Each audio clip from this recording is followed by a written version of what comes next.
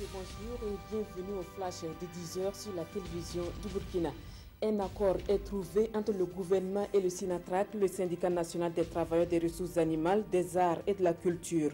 Hier, les premiers responsables du syndicat et le ministre de tutelle, Tahirou Barry, ont signé un protocole d'accord.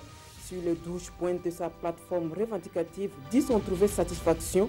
La motivation des agents et la question de l'indemnité vestimentaire sont les points toujours sur la table des négociations. Une commission de réflexion est mise sur pied pour réfléchir sur le sujet. Le SYNATRAC suspend donc son mot d'ordre de grève illimité entamé depuis le 3 juillet dernier. Cette cérémonie marque le couronnement d'au moins 6 mois de formation de ces sapeurs-pompiers. 6 mois pour les outiller sur les techniques innovantes en matière de gestion de crise et de protection des populations. La session s'est tenue grâce à l'initiative de l'Institut supérieur d'études de protection civile et ce sont 20 officiers venus d'une vingtaine de pays de l'Afrique qui voient leurs compétences renforcées en matière de gestion des crises. Ils ont également été outillés sur le secourisme, la gestion opérationnelle et le commandement des interventions. Autant de modules qui concourent à la qualité des interventions des sapeurs-pompiers. Le comité technique de suivi du projet Sani Bakou s'est réuni hier à Tinkodgo pour examiner les performances et rectifier le tir. Sani Bakou est un projet d'assainissement durable qui intervient dans 14 communes rurales des provinces des Balé et du Koulpeloukou.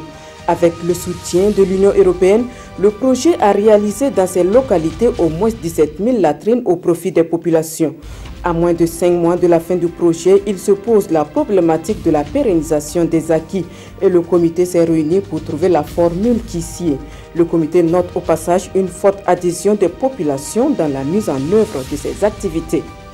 L'Organisation internationale des migrations organise depuis ce lundi à Ouagadougou une session de formation sur la protection des migrants vulnérables en Afrique de l'Ouest et du Centre.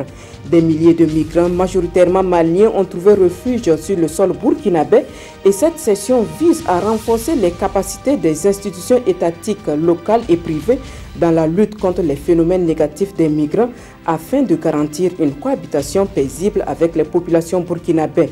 D'un coût estimé à plus de 3 milliards de francs CFA, le projet est financé par les États-Unis d'Amérique. Première projection du film Destin brisé ce 10 juillet au Ciné Nerwaya. C'est le deuxième long métrage du réalisateur burkinabé Constant Kofi Assogba. C'est un film réalisé à plus de 30 millions de francs CFA et qui relate l'histoire d'une jeune fille citadine du nom de Fadima, devenue orpheline dès l'âge de 17 ans. Elle se retrouve alors au village et contrainte de se marier à un homme qu'elle ne connaît pas. Se faisant aider par un inconnu, elle quitte le village et se fait à nouveau séquestrer. Ce long métrage aborde les thèmes comme tradition et modernité, l'esclavage sexuel, la scolarisation de la jeune fille, le viol et les grossesses prématurées, entre autres. Or, de chez nous, au Mali, 10 soldats sont portés disparus suite à une embuscade islamique dans le nord du pays. L'attaque a eu lieu sur la route reliant la ville de Gao à la localité de Menako. En juin dernier, les islamistes reliés à Al-Qaïda ont tué au moins 5 personnes dans cette station de luxe, tout près de la capitale malienne Bamako, dans le sud du pays. Tout cela alors que cette région est considérée plus que sûre, comme la plus sûre. La semaine dernière, les affrontements opposants des clans Touareg rivaux ont éclaté au Mali, déstabilisant la région de Kidal dans le nord du pays. Voilà qui met fin à ce flash de 10h. Merci à vous qui l'avez suivi. Godefroy Bazier vous retrouve à 13h pour les informations de la mi-journée.